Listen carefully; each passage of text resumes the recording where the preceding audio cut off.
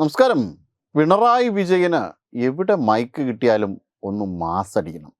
അത് ഹിന്ദുക്കൾക്ക് നേരെയായാൽ അത്രയും സന്തോഷം. ഇപ്പോൾ കലോത്സവമായാലും പാർട്ടി പരിപാടിയായാലും അദ്ദേഹത്തിന് അത് നിർബന്ധമാണ്.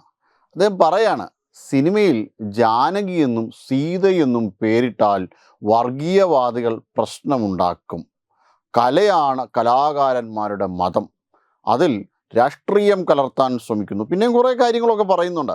ഈ ക്രിസ്മസ് ആഘോഷം നടക്കുന്നതിനിടയിൽ ചെന്ന് ആക്രമണം നടത്തി. പിന്നെ അടുത്ത അദ്ദേഹത്തിൻ്റെ ഒരു ശിഷ്യൻ വീണ്ടും ഒരു പ്രസംഗം കൂടെ നടത്തി. അതായത് ഞങ്ങളെല്ലാം ഈ +2 സിലബസിൽ കാര്യമായ മാറ്റം വരുത്താൻ പോയ കേന്ദ്ര സർക്കാരിൻ്റെ നടപടിയെ ശക്തിയുക്തം എതിർത്തു. സുരേഷ് ഗോപി വേദിയിലുണ്ട്. അദ്ദേഹം വളരെ പക്വമായി ഇതിനോട് പ്രതികരിച്ചു. കാര്യത്തിൽ വളരെ കൃത്യമായ രീതിയിലുള്ള മറുപടിയും കൊടുത്തു. ഇതിനോടൊന്നും മറുപടി പറയണ്ട, അത്രമാത്രം പുച്ഛിച്ച് അവജ്ഞയോടെ തള്ളിക്കളയാണ് ചെയ്തത്.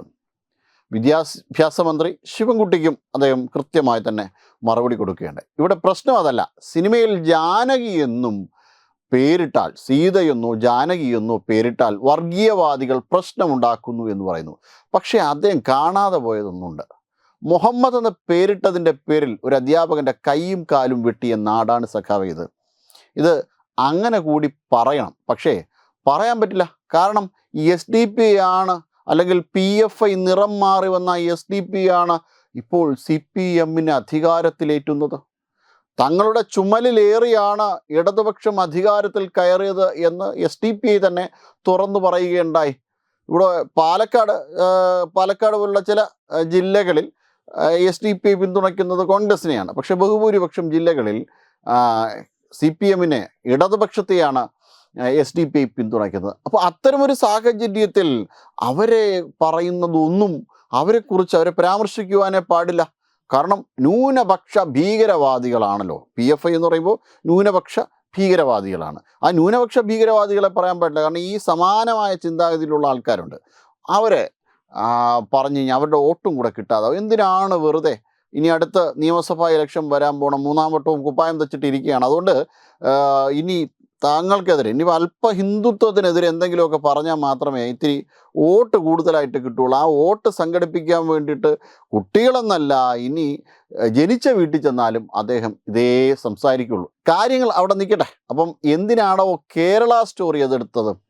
കേരള സ്റ്റോറിയും ഒരു ആവിഷ്കാര സ്വാതന്ത്ര്യത്തിൻ്റെ ഭാഗമല്ലേ. ഇനി എന്തിനാണോ കാശ്മീർ ഫയൽസ് എതിർത്തത്? അതും ആവിഷ്കാര സ്വാതന്ത്ര്യമല്ലേ. എന്നാൽ ഹിന്ദുക്കൾക്ക് നേരെ നടന്ന കാര്യങ്ങളെക്കുറിച്ച് പറയുമ്പോൾ ആവിഷ്കാര സ്വാതന്ത്ര്യം ബാധകമല്ലേ സഖാവേ? ലെഫ്റ്റിന് എന്തേ ഒരു തിയേറ്റർ വിലക്കൊക്കെ ഉണ്ടായിരുന്നു.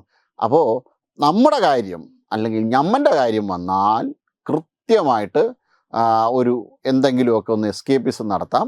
അതല്ല എങ്കിൽ ഹിന്ദുവിന് നേരെയാണെങ്കിൽ എന്തു കുതിര വേണോ കയറിക്കോട്ടെ, ഒരു പ്രശ്നവുമില്ല. അങ്ങനെ കാര്യങ്ങൾ മുന്നോട്ട് കൊണ്ടുപോകാൻ വരട്ടെ. തീർച്ചയായിട്ടും ഇതിന് കൃത്യമായ പ്രതികരണങ്ങൾ തന്നെ ലഭ്യമാകേണ്ട. പ്രതികരണം കിട്ടി, പക്ഷേ ഒന്നും കൊണ്ടായില്ല. കൃത്യമായിട്ട് എല്ലായിടത്തു നിന്നും, എല്ലാ മേഖലകളിൽ നിന്നും ഇത്തരം ഹിന്ദു വിരുദ്ധ പരാമർശങ്ങൾക്കൊക്കെയും മുക്കിന് തിരിച്ചടി കിട്ടിയേ മതിയാവൂ.